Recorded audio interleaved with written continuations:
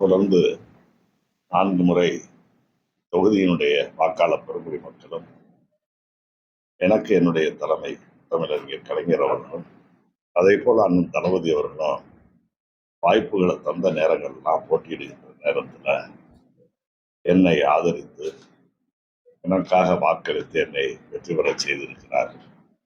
ஆக எனக்கு கொடுக்கப்பட்ட வாய்ப்பு 4 வாய்ப்புகள். நான் 4 வாய்ப்புகளிலும் வெற்றி பெற்றிருக்கிறேன். இப்பொழுது 5வது வாய்ப்பு எனக்கு தந்திருக்கிறார். நிச்சயமாக நம்முடைய மதசார்பற்ற முற்போக்கு கூட்டணி கட்சிகளின் அனைத்து நிர்வாகிகளின் ஒருங்கிணைந்த ஒத்துழைப்போடு தொகுதி மக்களுடைய பேராதரவோடு நிச்சயமாக இந்த 5வது முறை தேர்தல் களத்திலும் நான் வெற்றி பெறுவேன் என்ற நம்பிக்கை இருக்கிறது.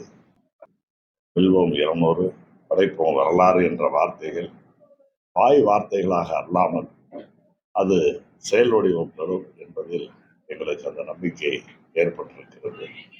குறிப்பாக திராவிட முன்னேற்ற கழகத்தின் தேர்தல் அறிக்கைக்கு எப்பொழுதுமே தேர்தல் களத்தில் ஒரு மிகப்பெரிய எதிர்பார்ப்பும் வரவேற்பும் இருப்பது உண்டு. இப்பொழுது நம்முடைய மாண்புமிகு முதலமைச்சர் அவர்கள் நியமித்த அந்த குழுவின் தேர்தல் அறிக்கையை முதலமைச்சர் அவர்கள் படித்தார்கள்.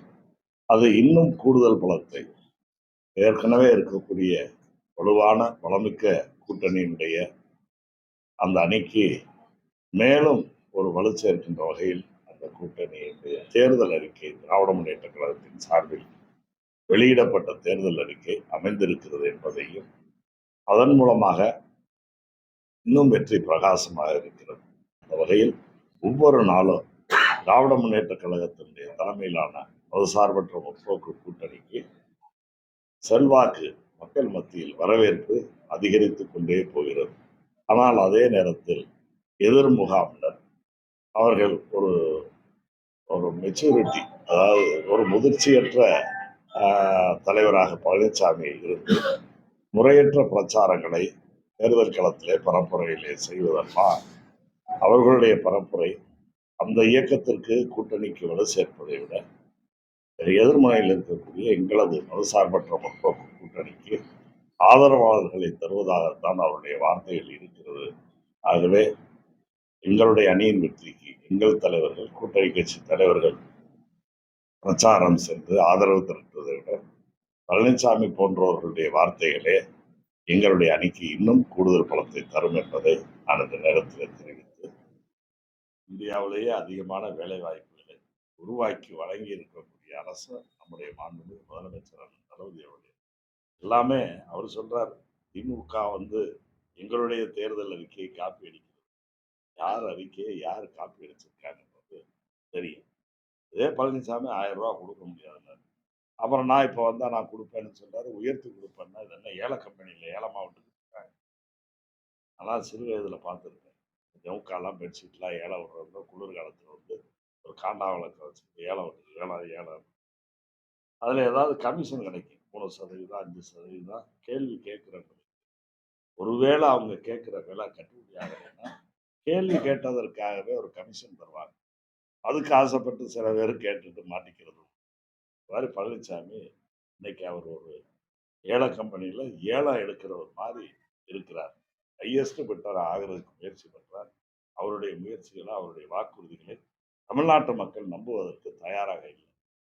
அவருடைய வாக்குறுதி என்பது செல்லாத நோட்டுக்கு என்ன மரியாதையோ அதுதான் பழனிசாமியுடைய வாக்குறுதிக்கான வேல்யூவேஷன். ஆனால் நம்முடைய தலைவர் அண்ணன் தளபதி அவருடைய வாக்குறுதி அப்படின்னா தங்கத்துக்கு இணையான மதிப்பு அவருடைய வாக்குறுதிகளுக்கு உண்டு. இன்னும் கரன்சியில் சொல்லணும்னா யூஎஸ் டாலருக்கு என்ன வேல்யூ வேர்ல்டு வைடு இருக்கோ அத்தகைய வேல்யூ நம்முடைய திராவிட முன்னேற்ற கழகத்தின் தலைவர் அண்ணன் தளபதி அவருடைய வாக்குறுதி. ஆகவே எல்லா வகையிலும் இந்த செஞ்சதுக்கு எனக்கு ஓட்டு கொடுங்க, இனி நான் இதை செய்ய இருக்கிறேன்னு அவர் சொல்லியிருக்கின்ற அந்த வார்த்தைகள் வெகுவாக அரசியலுக்கு அப்பாற்பட்ட பொதுமக்கள் அனைவரையும் ஏஜ் ஃபேக்ட் இது அது எப்படியும் இல்லாமல் எல்லா தரப்பினருக்கும் சிறுவர்கள் முதல் முதியவர்கள் வரை அனைத்து தரப்பும் சில பேர் சொல்லுவாங்க இளைஞர்கள்லாம் எங்களுக்கு இந்த இளைஞர்கள்லாம் யார் விட்ட இளைஞர்களோ எங்களுடைய இளைஞர்களும் மற்றவர்கள் நடுத்தர வயதில் எல்லாரும் எங்கள்கிட்ட இருக்காங்க. ஆகவே அவங்க யாரை எடுத்துக்கிட்டு போறாங்களோ போகணும். 41 பேரை மரணித்ததை தன்னை பார்க்க வந்தவர்களை பார்த்து அவர்களுக்கு ஆறுதல் சொல்லாமல் அவர்களுக்கான உதவிகளை செய்யாம களத்தில் இருந்து போய் விமானத்தை பிடிச்சி அப்புறம் விமானத்தில் போய் இறங்கி வீட்டுக்கு போய் தாப்பா போட்டு 3 நாள் பொறுத்து சொல்றதெல்லாம் பொது வாழ்க்கையில் தொகுதியில வந்து 66 பேர் ஜோசப் அப்படின்னு வேட்புமனு தாக்கல் பண்ணியிருக்கா சொல்றாங்க. இதை எப்படி அமைச்சர் பாக்குறீங்க? ஒரே பேர்ல வந்துட்டு பல பேர் ஜோசப் விஜய் ஜோசப் அப்படின்ற மாதிரி 66 பேர் தாக்கல் இது தேர்தல் காலத்தில் ஒருத்தர் இப்போ ஓபிஎஸோட பக்கத்தில் இருந்தாங்க. பன்னீர்செல்வம் 10 பேரை எடுத்து 10-15 பேரை போட சொன்னாங்க. தேர்தலில் அந்த வேட்பாளர்களை கொஞ்சம் திசை திருப்பதற்கு அவருடைய கவனத்தை மடைமாற்றம் செய்வதற்கு வருவார். இது பாஜக சார்பில் திருப்பத்தூர் ஆட்சியர் வேட்புமனு தாக்கல் செய்ய வந்தாங்க. உடன் வந்திருந்தாரு வேலூர் விவராயி கூட வந்திருந்தாரு கேசி பெருமானோட. அவர் என்ன சொல்றாருன்னா, இந்த முறை திருப்பத்தூர் தொகுதியில வந்து பாஜக மலர வைக்கிறதே எங்க முதல் வேலை, அதற்காகவே நாங்க வந்துருக்கிறோம். அவங்க வந்த வேலையை அவங்க செய்யட்டும். நாங்க எதுக்காக இருக்கிறோமோ அந்த வேலையை நாங்க செய்யணும். உங்களை வந்தவளை ஏயா வர்றாயின்னு நான் கேட்க முடியும். ஜனநாயக நாடு. ஜனநாயக நாட்டுல அவர்கள் ஒரு நோக்கத்தோட வருவாங்கன்னா அந்த நோக்கத்துக்கான முயற்சிகளை அவர்கள் எடுக்கிறாங்க. நாங்கள் அதை அவர்கள் வந்து மலரும் மலரும்னு சொல்றது அவங்களுடைய மந்திரம் அப்படின்னா மலராதுங்கிறது எங்களுடைய இது. நாங்கள் அதை நிரூபிச்சு காட்டுறோம். அதிமுக கூட்டணியில பாத்தீங்கன்னா நம்ம சிவகங்கை மாவட்டத்திலே வந்து கூட்டணிக்கு அதிகமா ஒதுக்கிட்டாங்க. திருப்பத்தூர் ஆகட்டும், மானாமதுரை ஆகட்டும், கூட்டணி கட்சிகளுக்கு இருக்காங்க. இதை எப்படி அமைச்சர் பாக்குறீங்க? எதிரிகளை வந்து நான் என்னைக்கு மதிப்பு தயாராக அவர்களுக்கான சூழ்நிலைகள் அவங்க கூட்டணி கட்சிக்காரங்க அவங்க விரும்பி தொகுதிகளை கேட்கையில கொடுக்குற சூழ்நிலை தவிர எதனால கொடுத்தாங்க அப்படின்றத அவர்களுடைய கருத்தை நான் சொல்வது சரியா இருக்கு. அது அவங்களதான் கேட்கணும். ஏன் கொடுத்தாங்கன்னு இருக்கார் மாவட்ட செயலாளர் அவரை போய் கேளுங்க. அவர் கட்சிக்கு தலைவர் வந்துட்டு போனார் பழனிசாமி, அவரை கேளுங்க. பழனிசாமியினுடைய பேச்சை பாருங்க, முதலமைச்சருடைய பேச்சை பாருங்க. ஒரு கட்சி தலைவர் என்ற முறையிலே அவர் பேசுறார். அவர் பேச்சில் ஏதாவது பக்குவம் இருக்குதா? பக்குவம் இல்லாத பேச்சை பழனிசாமி பேசுறார். நீங்க எல்லாம் வந்திருக்கீங்க பார்த்தேன். பழனிசாமி அபிடவிட்டு கொடுத்துருக்காரு. அதுல பார்த்தா நான் விவசாயி விவசாயி விவசாயின்னு மூச்சுக்கு 300 தடவை சொல்லிக்கிட்டு ஆனா விவசாய நிலைமை இல்லைன்றாரு. என்ன விவசாய கூலி தொழிலாளி அவரு? அபிடவிட்ல பாருங்க, விவசாய நிலம் எதுவுமே இல்லையா? அப்ப நீ என்ன விவசாயி? சும்மா மக்களை ஏமாற்றுவதற்கு சொல்ற வார்த்தைகள் இதெல்லாம் எந்தவித அளவுக்கு சொல்லுக்கு செயலுக்கு பொருத்தம் இல்லாது. ஏதாவது சவுண்டா பேசிட்டா மட்டும் அது எல்லாரும் ஏத்துக்குருவாங்கன்னு நினைச்சு பழனிசாமி அத்தாரிட்டியா பேசுறாரு. இது ஆவணம். அவர் கொடுத்திருக்கக்கூடிய தேர்தல் ஆணையத்தினுடைய ஆவணம். அதுல ஒரு விவசாயின்னு பேர் வரணும்னா எப்படி வரும்? நான் விவசாயி, எனக்கு 50 ஏக்கர் 40 ஏக்கர் 60 ஏக்கர் இருக்குன்னு சொத்து கணக்கு காட்டணும். போற வர்றவெல்லாம் விவசாயின்னு சொல்ல முடியுமா? ஒரு வழிபோக்கன்னு சொல்வதை கூட பழனிசாமி சொல்வது எந்த வகையில நியாயம்? நீ விவசாயம்னா உனக்கு நிலம் இருக்கணும்ல. இல்ல நீ விவசாய தொழிலாளின்னா நீ அடுத்த இடத்துல போய் கூலிக்கு வேலை வாங்கணும். ரெண்டுல எதுவுமே இல்லையே நீ எப்படி விவசாயின்னு சொல்லுவ? எங்கள் தலைவருடைய பெயரை சொல்லி அவர் என்ன விவசாயியா? அவருக்கு என்ன தெரியும் விவசாயியுடைய இதெல்லாம்? ஐயா காலை அப்படியெல்லாம் ஆக்கி ஊக்கி எப்படி பாம்பாட்டி சித்தர் மாதிரி பேசுற பழனிசாமியை கேட்கிறேன். உனக்கு எத்தனை ஏக்கர் நிலம் நீ இப்போ விவசாயம் பண்ற? நீ கொடுத்துருக்கிற ஆவணங்கள்ல என்ன இருக்கு? அதுக்கு பதில் சொல்லணும். தோல்வி பழனிசாமியா இருந்து அது ரொம்ப நாளா ஆகி போச்சு. நீ பேரை மாத்தணும். 11வது தோல்வி பழனிசாமியா ஆகுறத தவிர வேற வழி இல்லை. இதுக்கு என்ன பதில் சொல்றீ? அவர் எத்தனை ஏக்கர் நீங்க எல்லாம் அபிடவிட்டு பார்த்துருப்பீங்கல்ல. ஏன்னா மனைவி பேர்ல இல்லையே. நல்லா பாருங்க எத்தனை ஏக்கர் இருக்கு.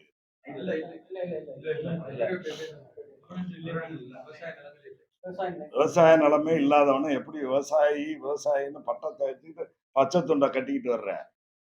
இதே கேள்வியை கேட்டாரு திரு ஸ்டாலின் அவர்களே, நீங்க பச்சை துண்டை கட்டிட்டா நீங்க விவசாயின்னா, நீ நிலமே இல்லாம நீ கட்டிக்கிட்டு ஊரை ஏமாத்திக்கிட்டு திரியியா? இத நல்லா சொல்லு. என்ன சாமி? நன்றி. நீங்களும் ஸ்க்ரூட்னி நடக்கிற இடத்துக்கு போகும்போல சுட சுட ஏதாவது செய்திகள் எடுப்பீங்க, போவீங்க. ஆ?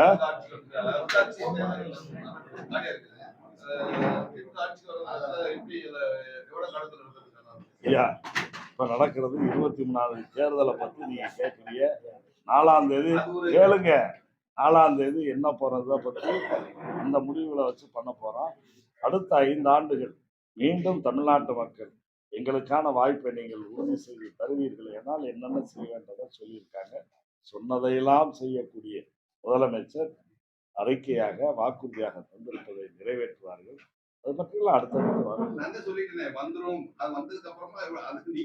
நன்றி நன்றி. வந்தவுடனே நாட்டில் ஜனநாயகத்தை காப்பாற்றுவதற்கு தேர்தல் நடத்த வேண்டும் என்பதை எல்லாம் மதித்து செய்யக்கூடியவர் தான்.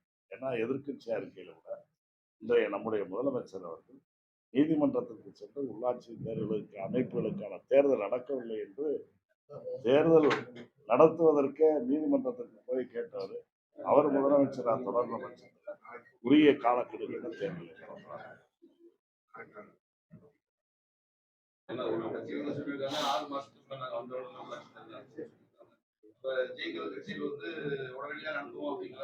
ஜெயிக்காதவன் எதை வேணாலும் சொல்லிட்டு போவான் சார். அந்த வாய்க்கு வந்தபடி சொல்லிட்டு போவாங்க. நான் தான் சொல்லிட்டேன், அது செல்லாத நோட்டு. இது தங்கம், பத்திரமாத்து தங்கம் தலைவருடைய வாக்குறுதியை தேர்தல்லாம் நடத்துவது அதுல என்னைக்கும் ஜனநாயக இதுல ரொம்ப சரியா இருக்கும்னு எதிர்பார்க்கிறேன். ஆளுங்கட்சியா இருந்தாலும் எதிர்கட்சியா இருந்தாலும் சொல்லிட்டு வந்த மாதிரி நடத்துனாங்க தேர்தலை ஏற்கனவே. ஆகவே உள்ளாட்சி அமைப்புகளுக்கான தேர்தலை நடத்துவார்கள். கூட்டுறவு சங்கங்கள் போன்றவற்றுக்கான தேர்தலும் நடத்தும்.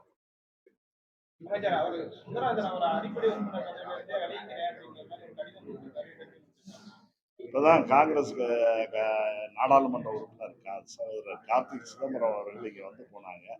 அவர்கிட்ட கூட நீங்க வழியில மறைச்சு கேட்டீங்க, அவர்கிட்ட தான் விளக்கம் கேட்டீங்க. இது அவர்களுடைய கட்சி சமாஜம். சுந்தரராஜன் நல்ல நண்பர், நல்லா அந்த கட்சியில நீண்ட நாளா பயணிக்கக்கூடியவர். அந்த கட்சிக்கு பல்வேறு காலகட்டங்கள்ல வளர்ச்சிக்கு உறுதுணையாக இருந்திருக்கிறார். தொடர்ந்து 2 முறை கடந்த காலங்களில் திருமங்கலம் மற்றும் மேலூர் தொகுதிகளில் 2 முறை காங்கிரஸ் கட்சிக்கு சோதனையான கட்டத்தில் தேர்தலில் நின்றிருக்கிறார். அவருக்கு இப்பொழுது அந்த வாய்ப்பு கிடைக்கவில்லை என்ற ஒரு நிலை ஏமாற்றம் இருக்கலாம். அவர்களுடைய உள்கட்சி பிரச்சனை. ஆகவே ஒரு நல்ல மனுஷனுக்கு அவர் பொது வாழ்க்கையில் தொடர வேண்டும் என்பது எங்களுடைய